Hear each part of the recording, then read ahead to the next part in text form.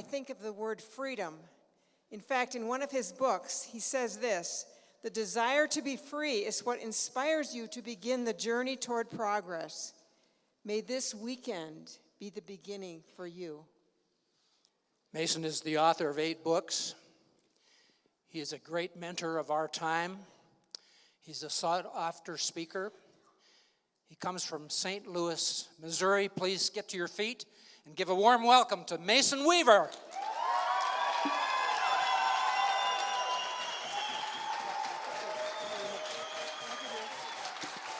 Thank you. Thank you very much. Are we ready for this?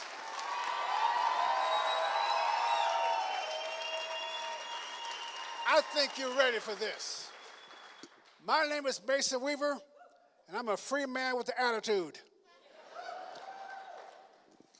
I want to tell you something. I have prepared my notes. I'm going to try my best to stay on my notes. I tend not to because I get so excited when I'm talking around free people. I'm going to try because I have a message I really want you to understand. And I really want you to get the depthness of what I'm talking about. I'm going to first talk about my story, my own personal particular story, and I want you to not take it personally. It is not your story. It's my story. I don't want to hear any sympathy. I'm not that kind of man. I don't want to hear nobody say that they've done you wrong and you feel my pain. I don't feel my pain. So let me get that clear. I don't feel my pain. So you don't have to tell me how sorry you are because I am happy where I am because of what I've gone through. But first, I'm going to tell you what I've gone through. But what I've gone through made me who I am. What I've gone through put me on the stage. What I've gone through made me be able to take care of the world's most beautiful woman. I'll tell you about her later on. My name is Mason Weaver, and I'm from St. Louis. I went to St. Louis, and St. Louis is where I'm from, but St. Louis is not in me. When I was a young man, my mother moved me out of St. Louis because I had a problem. The school called me a slow learner. And the reason I was a slow learner is that the school got more money for every child that was a slow learner. The school got more influence and more revenue. And so guess what? Every child in the block was a slow learner. They had their own special school. They had their own special teachers. And the teachers felt so sorry for the poor little black kids. And we know you can't learn anything. You probably haven't had any breakfast. And there's a lot of crime in your neighborhood. And you just can't have the challenges of trying to study. So we're not going to teach you anything. We're just going to let you sit in class all day and not worry about grades. And we're going to do our master's and PhD theses while you sit there and be dumb and stupid and not do anything. That was the attitude.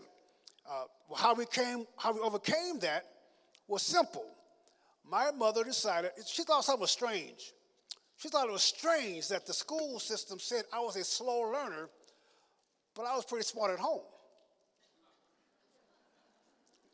I had no problem at home. I read 30 books a year, walking to the library, actually running to the library. 30 books a year, but I'm a slow learner. And she's thinking, maybe you're just a slow teacher. Could that be it? So my mother and my father moved me and my brothers out of the inner cities of St. Louis where there was more money on your failure than money on your success. There was more opportunity for those in charge to earn money on me with me being a failure. So she decided to move her sons out of St. Louis into the country. And I went to this school where there was no extra money for me being a slow learner. There was no extra income, no bonuses on how many slow learning kids you have, no federal grants on how many kids in special slow learning classes. And I was in a program in St. Louis that required 2 years of the 5th grade, 2 years. And at the end of my first year, ready to flunk, hadn't taken a test yet. I had 1 month left of school. I went down to this small town where they had no program. They didn't care if you're a slow learner. They only wanted to know, can you do the homework? They didn't care if you had a slow disability. They wanted to know, can you do the math? And after 1 month of school in this school who didn't have a special class, they determined I was doing 6th grade work. It's amazing how the country life, fresh air, makes you smart, I guess. I don't know. So by the time I'm in the a junior in high school, I had not only caught up with my class, I was eligible to graduate with my class because I found out that I had this thing called a brain, and if you use it properly, it's really good for school.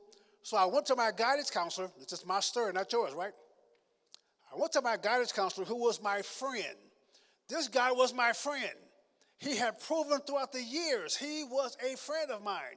He consulted me. He guided me. He gave me wisdom. And it was real, true wisdom. And it was love. This guy really enjoyed my company.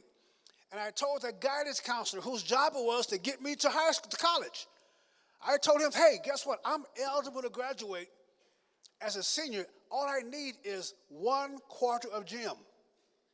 Now, they gave you a quarter every year, so my senior year hadn't came yet, so I didn't have my 4th quarter of gym, but I had lettered in 3 sports a year. Maybe you can waive that. I don't know.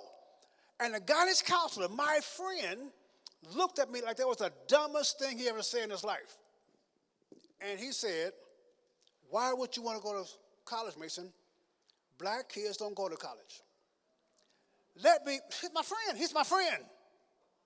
It's never personal, folks. It's never personal. It's always personal.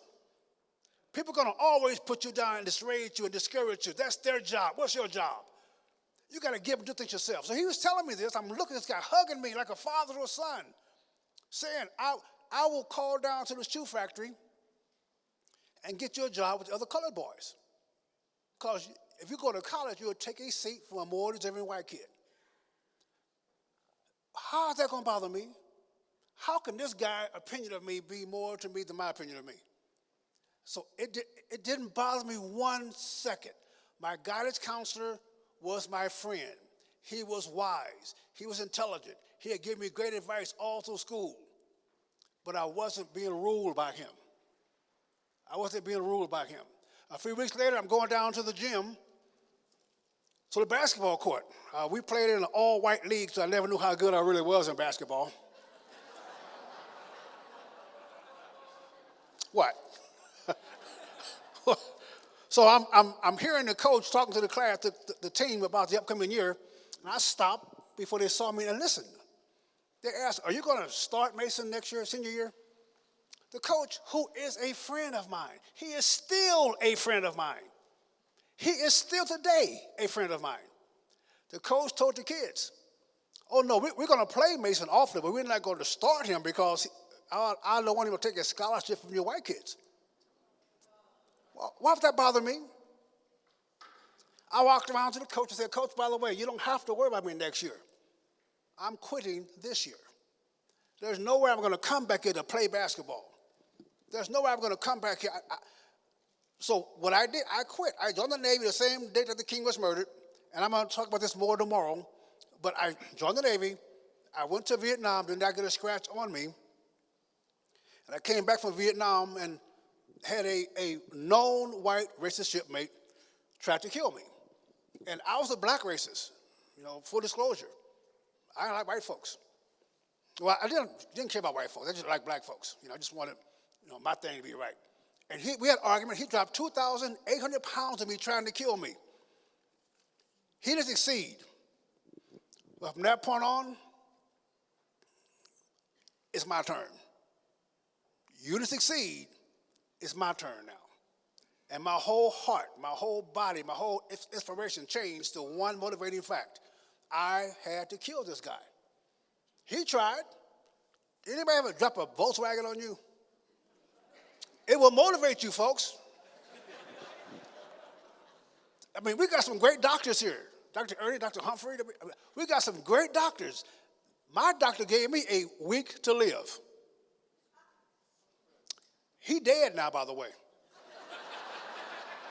But bless his heart. It's been almost 50 years. So I wrote this book. Tonight I'm going to talk about the principles that I learned. I'm laying in the hospital bed now at Balboa Naval Hospital. I'm black. I know you colorblind folks haven't realized that. I've been black all my life. except at Berkeley. I was an African American, but I got over that. And I'm black. I'm a high school dropout. I am disabled, and I'm angry. I had nothing. Everyone told me what I could not do. Everyone told me what I could not do. Everyone. Every social, political, economical, spiritual input I got from anybody I met was telling me what I could not do. They kept pointing out, you cannot go to college. You cannot have a job. So they continued. Every input I had told me what I could not do. Now, honestly, I was motivated by a negative point of view. I wanted to kill this white guy. That was my goal. And, I mean, I had massive injuries, but I got out of the hospital. They told me I'd be in the hospital bed for 9 months and be in the hospital for a year. I said, I don't have a year. I got to find this dude. I got to take care of this business I got to take care of. And I mean, I searched, I traveled the world, folks, and I realized I came to the conclusion that this planet Earth was not big enough. There was not enough oxygen on Earth for him and I to breathe at the same time. That was my motivation. Honestly, I was insane. How I got out of that is a topic I'm going to cover a little bit more tomorrow, but I want to talk to you about the 7 principles that laid the foundation for me to stand up straight and walk straight and recover mentally and physically from this attack. We all have similar stories. I don't care if you was an abused woman or an abused man. Your mother was a crackhead, she cracked head. I don't care what the problem was. I don't care if someone stole your husband, stole your boyfriend. I don't care if you got a husband you don't want. I don't care what the problem is. You got a burden in your life that's holding you down, keeping you down. I should have had that job. I should have had that opportunity. I should have gone somewhere and did the right things, but I didn't. It's always somebody's fault in your life, and that is holding you where you are. And I'm going to talk tonight and tomorrow about how to get that thinking out of your brain and use those experiences to launch you. Because I'm telling you what, after 2,800 pounds fell on me, it has taken me 5 decades to realize what a blessing that was on my life. What a blessing that was on my life. Because had that not happened to me, I would have been today standing here before you a retired welder, alcoholic, and no ambition. I got motivation from a tragic attack on my life. And you don't have to go through that pain of a ton and a half crushing your body. You don't have to go through the pain and agony of trying to find a way to walk and move your feet. It took me 2 weeks to get my feet to move. You don't have to go through that. You don't have to spend time. It took me 2 years. It took me 2 years to be able to lay down in the bed. I had to sleep with my knees up, my head to a pillow for 2 years. I mean, I started and graduated junior college on my knees. You don't have to do that. You got the easier pathway because there was nobody I knew that knew the way to freedom. There was no one I knew in my family or associated friends that knew the way how to get out of this. I had to first define for myself the principles of my life. Who was I as a man? Who was I? Was I going to be a person that had to follow someone else? The first principle that I saw by looking at people that had success in their life, I observed other people, even their coach, even their guidance counselor, observed them. And I found out that success was a verb. You heard the speakers up here today. I decided to go diamond. And they had to go diamond. You didn't wait on diamond. You didn't hope on diamond. Success is a verb. I decided I had to walk. Even though it was negative reasons, I decided I had to walk. I had to get my feet moving. My goal in life, start making goals, my goal in life is to get a drink of water in the room instead of ringing a bell for somebody to wipe my mouth with soap and lemon juice. I got to ask Dr. Humphrey, why would you give a person who can't drink, dry mouth, lemon? They did every time I asked for water. Maybe they want me to ask for water anymore. Success is a verb. It's not a noun. It is based on what you are doing, not what you're thinking. If you're not doing it, you're just thinking about it. Whatever it is, whatever your goals are, if you're just thinking about it, you're not going to make it. Success comes from service. Listen up here, folks. Listen to what you're hearing these people say on the stage. Everything that comes out of their mouth is what they're doing for other people. They're pouring into other people. The more you serve, the more you are served. The more you do for other people. Listen to them. I've been around so many diamonds, I've seen a little character. What everyone I've seen, they're coaches, they're basketball coaches, they're Boy Scout leaders, they're pastors, they're doctors, they're serving. And if you're not serving, you're being served. If you're not serving, you're like that coach telling you can't go to college. You're like that guidance counselor telling you that he can get you a job working for someone else all your life. Boldness does not measure up to loudness. Boldness does not mean loudness. I'm not meaning getting loud, but you got to be bold. It takes a lot of nerves for Miss Lee to decide she's going to go diamond in America. Can hardly speak English. You kidding me? It takes nerves. It takes boldness. It takes you to have an ego on you to say, I'm going to do this business right. Little faith works, folks. No faith works if you don't want to work. No faith works. Little faith works because doubt works.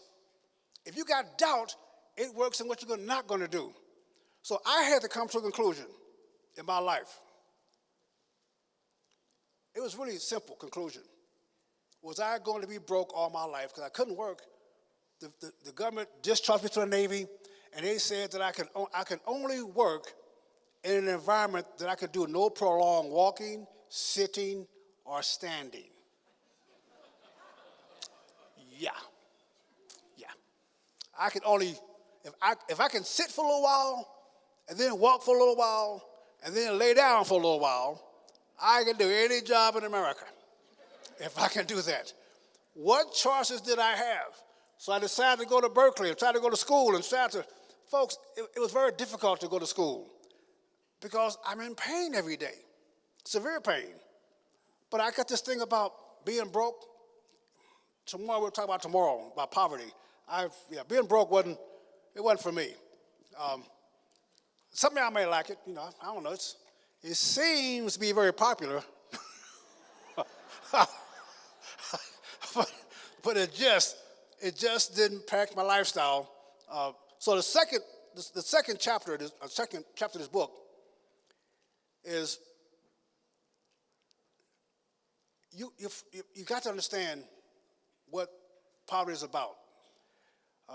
No one's opinion of you should mean more to you than your opinion of you.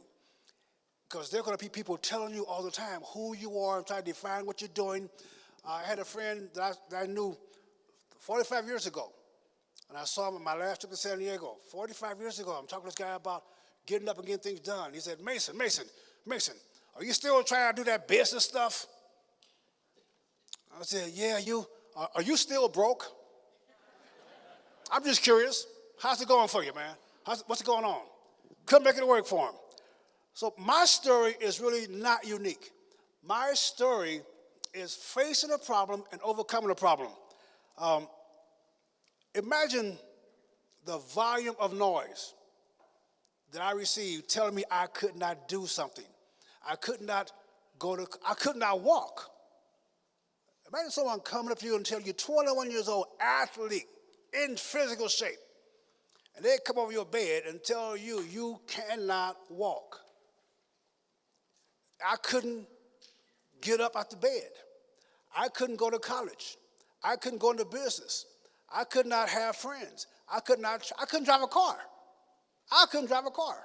Everyone I met kept telling me what I could not do and could not do and could not do. And in your life, people are telling you, you can't do this. I'm going to tell you why they told me. I'm going to tell you why they're telling you. Because if you do it, you're proving they're just lazy. If you do it, you can sit around and say, we can't do that. They won't let us do that. They are against us. And all these problems you can come up with.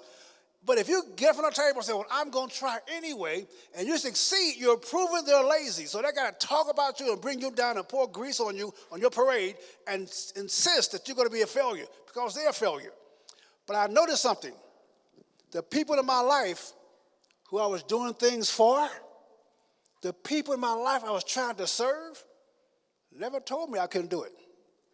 They cheered me on. Yes, go do this, Mason. My kids, my wife, the people around me doing the same thing.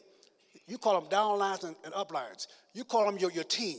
People that are in this with you, that have sold into it with you, will never tell you you can't do it. If you get down, they're going to bring you up. If you get lost, they're going to find you. Because your family won't. There's a reason why I think we don't get along with our family. Is anybody here to love everybody in their family? Yeah, I ain't met one yet. I think there's a reason why we do not get along with our family. I am the only child with 5 siblings. Hey, they're great people. I think the reason we do not get along with our family is that we're supposed to spread out and get away from these people to increase the DNA pool. We can't sit around our family. You get grown, you spread out. And I've noticed that the person who leaves the furthest from the family is usually the most successful from the family. I wish they had a light over my head. I can hardly see. I'm blind, I'm old. I'm almost 70 years old. I'll be 70 years old in a few months. You can't. It's been a very long week, folks. I'm gonna tell you. They gave me a week to live. A week to live. It's been a good week. August the 11th, 1971, I had a week to live. That's amazing. Decisions. I had to make decisions. You got to make decisions. Now, you can make your own decisions, but your decisions will own you when you make them. You can make your own choices. You can choose your own decisions if you want to, but you are responsible. You can choose to jump off a 10-story building, but once you jump, you're no longer in charge of what happens. If you can decide not to go show the plan. You are right now your complete experience in life is a sum total of your decisions about your life. You can decide not to come to the meetings. You can decide not to call your upline. Every decision you make is yours. You are guaranteed to be the only person on planet Earth, that's guaranteed to live with every decision that you make. You can decide that you're going to go to China and go crown. I heard it happen. You can do every decision you make, and it's yours to make. It's yours to make. If you're going to make a decision to go diamond, act like it. Act like it. You're going to go diamond with people that come to this meeting with you. That's who you're going to go diamond with. Not your brother, not your uncle, not your kid, not your high school friend. You're going to be going diamond with people because you're going to have to get 10 people just like yourself. Can you imagine what your business would be like if you had 10 people just like you? First, they'll be here with you. First. 10 people just like you. And they're going to find 10 people. It's not easy, but so is being broke not easy. It's not easy, but it's hard work. You can have your own decisions. Here today, we are a sum total of our decisions, folks. You must have a picture for your future. You must know what it looks like when you see it. You must know what it is when you obtain it. When the future comes up to you, people ask me all day, who's your hero, Mason? I say, me, 5 years from now. I'm my hero, 5 years from now. I have granddaughters now. Granddaughters. I had sons. I had teaching me more about womanhood than I've ever learned in my life. Twice as much as I've ever wanted to learn in my life. Talk about manipulating? Good grief. They're gorgeous and they know it. They're smart and they know it. And I love them unconditionally. They keep checking the conditions. they keep. I had a speech last night in St. Louis. My two little girls went with me because they're bitches to sell my books. I don't buy things for them no more. If you got parent sizes and double figures, I don't buy nothing anymore.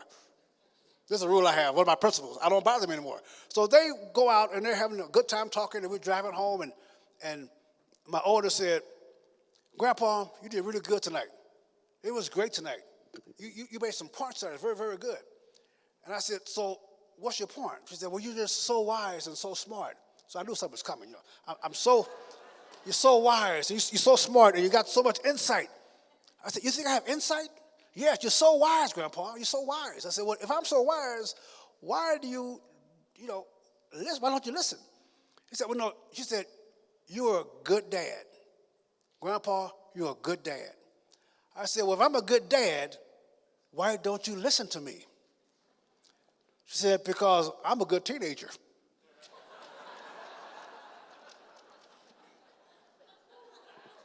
What can I say? My job is to get away with as much as I can, and she told me, I am not supposed to get along with you at 16. I'm not even supposed to love you at 16. We're going to have arguments at 16, but I got a funny feeling I'm going to love you at 30. Decisions. See, folks, the reason you're doing what you're doing tonight, the reason you are on fire about this business tonight is not because of what this business is going to do for you. It's not worth it. It's not worth it to do all this for you, because you are going to leave this planet one day. You're going to be gone one day. You have to do this for your kids. You got to do this for your grandkids. That will get you up at night to go out and do the plan again. It will get you out of your bed for your great-grandkids. Can you imagine what's going to happen 1,000 years from now when they talk about you? 1,000 years from now, they're not going to say what job you had. They're not going to say what paying you had. They're not going to say where you went and what you did, how many cars you had. They're going to say, he was the great-great-great-great-grandfather of them. She built a business for them. It's going to be what your kids do in your name, what your grandkids do in your name, the legacy you're going to leave everlasting. Do you think that people are going to remember what you did here in the next 100 years of your life, but they will remember what your children have done and your grandchildren have done if you sacrifice for your grandkids? Sacrifice so that your kids can go places. Blaze the path so your kids could walk the path. Blaze the path so your grandkids can own the path. Do this for what you're doing. My grandkids are why I work so hard. My grandkids, we talk about legacy. We talk about inheritance. We talk about business. Every time I go to their home school, because I love them, and every time I come into the room, they're studying, they say, oh, here come another lecture. Here come another lecture. Here's Grandpa another lecture. I'm up at night. I'm the last to go to bed. I'm the first one up. And I'm showing my kids what hard work is. We have things that we do in our life because we have a life to give to someone. I had to accept the truth about my condition. I had to accept my position in life. It's called places. What are your places? What are you doing and how are you doing it? Places are important because if you don't know your place, you don't know where you are. Faith is a verb. Everything is moving. So here I am now, a disabled veteran. The Navy discharged me because I was no longer any good to them. I was told I was unable to walk. I was told I was unable to earn. But it didn't say I was unable to have income. They didn't say that. The Navy said that I was unable to take care of my business. The Navy said that I couldn't produce anything. So what I did, I had to make a decision. Was I going to let this anger I had this guy, was I going to let this tragedy of my life control my life? Was I going to become a sum total of 9:05 in the morning, August 11th, 1971? Or was I going to go past that in life? That guy was still running my life. He was still consuming my life. He was still controlling my life. It reminded me of a story about two monks walking on the river, alongside the river. And they had taken a pledge not to speak from sunup to sundown and never touch a woman. And they walked along, they was going to cross the creek, and there was a young lady trying to get across the river, and there was the rocks there, and she just felt intimidated by the rocks, and she couldn't move, and she couldn't do it. So one of the monks just picked her up and carried her across the doggone river and set her down, and they kept on with their journey. When sundown came and they were able to speak, the other monk said to the guy, "Why did you touch that woman? You broke your vow to touch that woman. You have no business touching that woman, and you worked, and you touched her before." And the other monk said, "Well, I only carried her across the river, but you've been carrying her all day long." That guy dropped a ton and a half on me. It lasted about 30 seconds. And I've been carrying that for decades, the anger, the frustration. And I had to decide, was that going to be the defining point in my life? That injury could not become the defining point in my life. It could not be what made me. It could not be what defined me. It could not be what I was. It had to be a springboard, because that was garbage poured on me. He poured garbage on my life. I was young, energetic, trained, a highly skillful, trained welder. I was a nuclear welder. They had to X-ray my wells. Steam, high-pressure steam welder. He took that away instantly.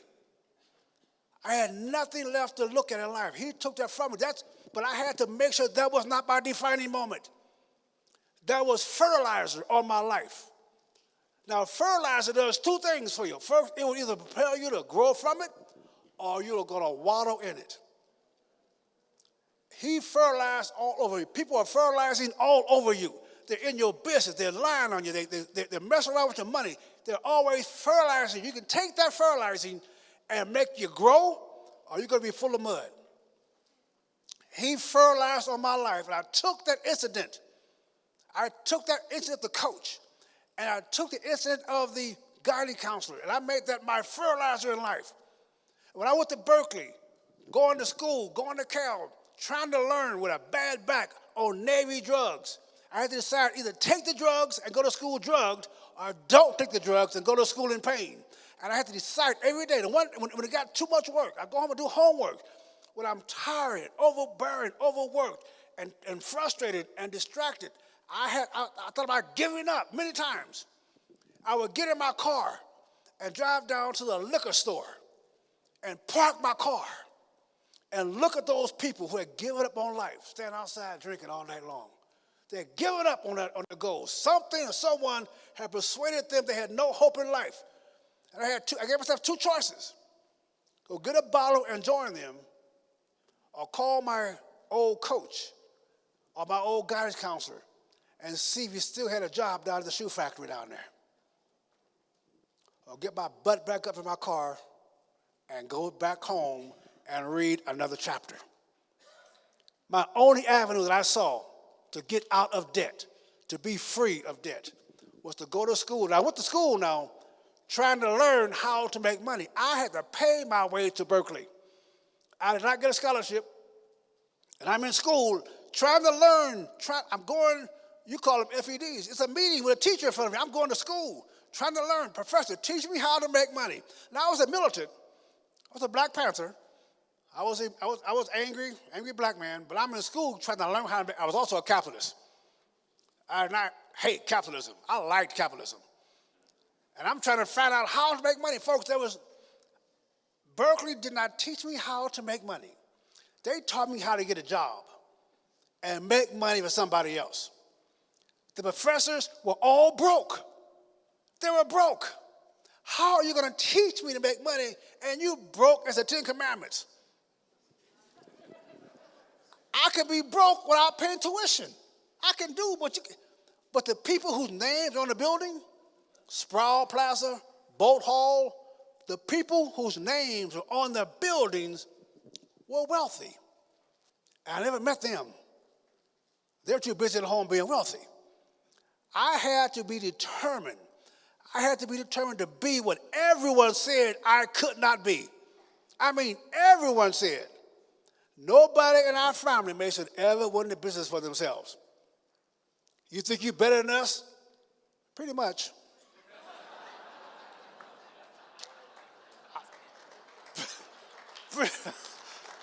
Pretty much. Pretty much.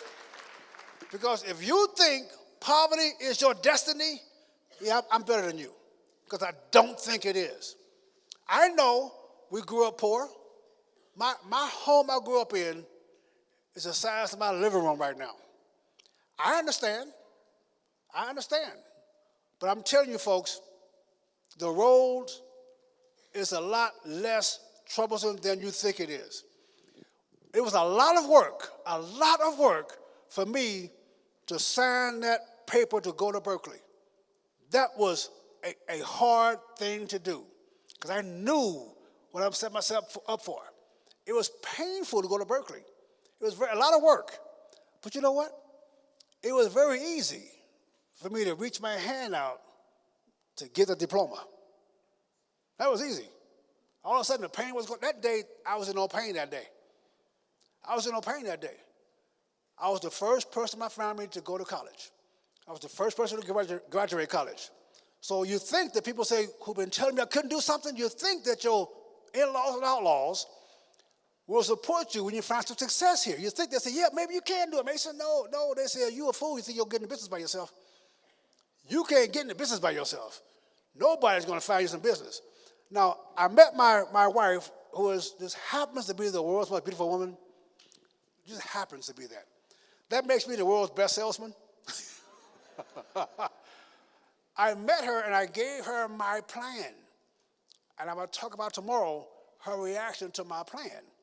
But you have to have a series of things that you know, that you put up on the wall, that you put out personally. You make a proclamation to yourself, to your family, to your spouse, to your upline, to your downline, a visible, personal proclamation of what you're going to achieve. And you put a picture up on the wall. This is what I'm going to be doing. This is where I'm going. You proclaim it. It becomes part of your culture, part of your nature. Every person here should have a public statement of who they are as a person. The book I have is the 7 Principles of Success. The 7 principles that I've learned to walk through step by step. Principles, folks, is who you are in your very soul. Principles are things you will stand for even if you lose money. I've ran for office occasionally. When I get sick and tired and crazy, I run for office. And whenever I had a radio program, and whenever I entertained public figures, I asked them a question. It's very difficult for them to answer. What issue will you stand on even if you know you will lose the election? What issue? That's called principle. That you won't back off that principle. You must have a series of principle beliefs that you put up front and openly. And that means people who join you will have to have that same principle belief in what they're doing and what you're doing. That makes you an army. There's a reason the army marches in step. There's a reason the army marches. Don't just walk to the battle. They don't just stroll to the battle. They march so they can all get there at the same time. You don't want to get to the battle before your artillery gets there. Trust me. You don't want to, if you're the Navy, you don't want to get to the battle before the destroyers get there. You have to all get at the same place, the same time, speaking the same language, the same goal, the same honor, the same respect, the same vision. You must all have that as a team to get to where the team wants to get to at the same time. If you do that, that proclamation you're putting before you can be measured by your team. They can measure the steps you're taking, one step at a time. They know where you are on the battlefield. They know where you are. They know where the medical is. You get down, when you get depressed, when you get upset. They know where to take you for help. They know where to find the help, the answer to your questions. If you're doing it as an individual, you don't have the support of your teammates. That's why I wrote the book, The 7 Principles of Success. If you understand that, then you understand how to avoid all that negativity that's going to come your way. The fertilizer, folks, is simple. Fertilizer is good. It makes the grass grow. Grass grow to get away from fertilizer.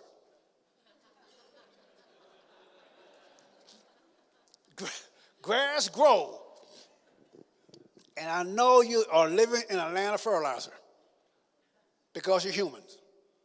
And people are dumping on you all day long. And you can make that create shyness in you, introvert in you. You don't feel like going out there and saying nothing. You almost whisper, you want to see the plan? I understand that. I understand that. Be honest with yourself, who you are and what you are, and your own weakness. Be honest about your weakness, but be so honest you can tell your upline. Because chances are he or she was that way also at one time. And they're going to help you get over. This business, as I've said every time I come here almost, this business is really special because you have people who actually want you to be as successful as they are. Everyone else, they're in your face and trying to make you make way for them. I would suggest you create a morning ritual, a thing that you do every morning you get up. Check your kids' homework, schedule your phone calls, do something as a routine every morning.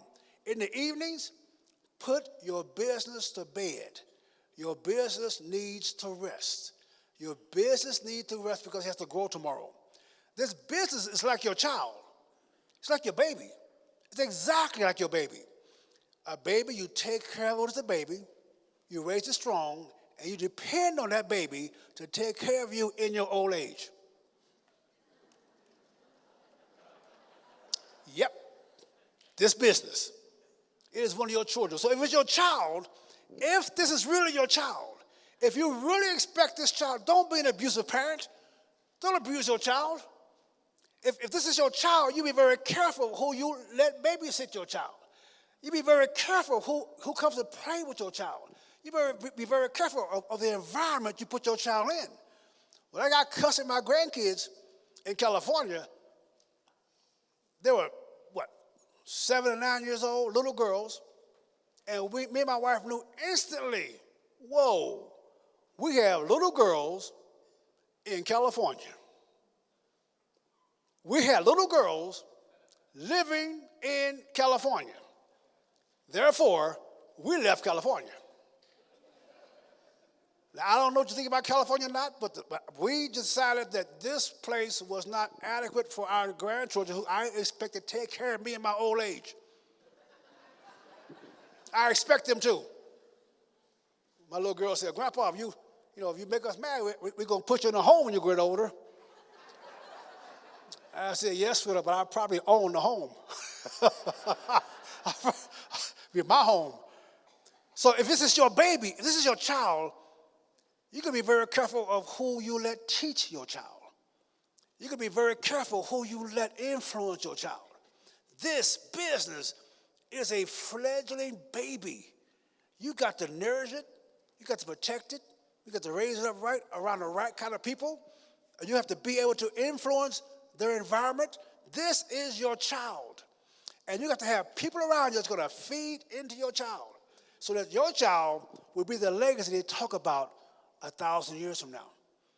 You got to do it for something stronger than you. It's got to be something better than you, bigger than you. It's like an anchor in the wind. An anchor keeps you where you are. There's an old Navy saying, live your life, anchors up. Because anchors down, you can't go nowhere unless you drag that anchor with you. All around with you. Sure, anchors up means you're going to be tossed around by the storms, influenced by the wind. The currents, you have to fight the currents, but you cannot get there from here dragging your anchor with you. Lift your anchors up. Set free this world out here. Let this world know who you are. Control your world. It's all movement, folks. Everything in creation is movement. Everything is movement. Except adults. Adults stop moving. Adults don't understand what moving is. Live your life as if you have anchors up. Do not be afraid of the next challenge, the next goal. You're going to be thrown about, folks, but you will reach your goal because you control your goal. You control your avenue. You control your direction, but you got to do it with people around you that you love and you know love you. If you don't do that, you're going to end up being out there like a little raft, You know, someone said that it's more important for to reach your goals than it is to make a goal. Actually, it's not. When I made my goal, I'm laying in a hospital bed, and I'm broken, I'm in pain. I could not walk, I could not get a drink of water on my own. I could do nothing on my own. My goal, my biggest fantasy in life was to get a glass of water without asking somebody for it. A glass of water. My goal was simple. But another goal I had, I wanted to go to law school. I'm a high school dropout. I'm disabled. I'm broke as the 10 Commandments. Not only did I want to go to law school, I wanted to go to Berkeley Law School, Bolt Hall Law School. Now, I'm laying in a hospital bed, uneducated, unmotivated. I had to get up and get out that bed and make those steps towards law school. The goal was law school. But in 1971, when I got hurt, to 1975, I got my degree from Berkeley, and I was studying for the law school admission test, and I went through that course. I took the law school admission test in December of 1975, and I walked out of the test knowing two things. No, I walked out 45 minutes earlier. The test was 3 hours long. I walked out 45 minutes left of the test, and everybody thought I gave up. I knew I aced it. I knew I aced it, but also knew that I was done with school. I was done with school. I was a student 24 hours a day. It only took me 2.5 years to get my degree, but it was every day. I was done. I was burnt out. At 25 years old, burnt out. The goal to go to law school, I was accepted. The goal to go to law school got that high school dropout, poor black, disabled guy out of that bed. Out of that bed. Getting my high school degree was nothing, because my goal is law school. Getting my associate degree was nothing, my goal is law school. Getting my BA from Berkeley was nothing, my goal was law school. When I got there and finally decided I did not want to go to law school, I had 4 college degrees, and I went to work for the Department of Energy. And I worked 5 years for the Department of Energy, and I quit working 5 years because I had enough knowledge to make money on my own. But the goal of that poor black high school dropout disabled veteran, the goal was to get over here to that mountain, and the exercise going there was enough to propel me to a career that I can now earn money to take care of my family. Your goal for going diamond will make you a better person. If it takes you 5 years or 10 years, the goal, the steps you make, well, first will meet better people than you are, people you want to get along with all your life. It'll create in you an environment of learning. It will create you an opportunity that you can realize that you have the brains to do anything. It will give you courage. Courage will make every attack on you void. You realize that courage will make everyone who comes against you void. How can you tell Dr. Humphrey that he can't operate on you? He has the knowledge. How can you tell? You can take George Pentner's business from him, his income from him, his friends from him. You can take away his knowledge and put him on a place that no one knows his name. And in a few months, he has this many people in here again, going through the plan again, because he knows how to do this business. You cannot discourage him. He understands how to do this. Get that knowledge, get that courage, and nothing will be able to tell you what you cannot do. No one or nothing can be able to discourage you. Movement is natural. The planet spins around 1,000 miles an hour. The planet goes around the sun 1,000 miles an hour. The sun is chasing the universe. Everything moves. The seasons move. The rivers move. The mountains move. Everything moves. You are not where you're going to be. You're not where you should be. You're where you're going to be.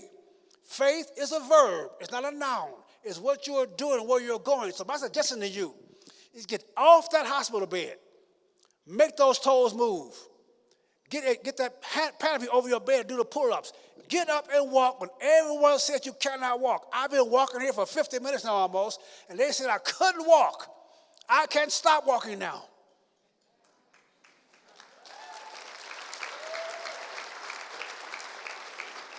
You cannot feed your ego. You cannot empower if you're also in prison. You can't lose your freedom without losing your master. The battle is for the seen, not the unseen. We need you. We need you. This is the greatest opportunity you're ever going to have. This nation is eager for your words now. People you talked to last year, they're eager for it. Folks, they have seen what happened in 1986 and 96 with the stock market crashing. They have seen their 401k go to nothing. They have seen them lose their jobs. They have seen they do not trust. They do not trust their savings. They want a business. You've been talking about, you've been planning, you've been practicing, you've been rehearsing. You're like an army. You've been marching and studying, and now you're ready to go to war, and now the people you're going to are eager to hear what you're saying.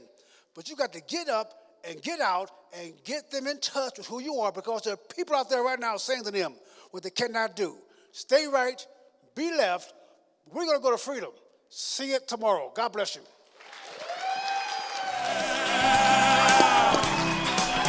Mason Weaver, ladies and gentlemen. Let's give him a free enterprise thank you.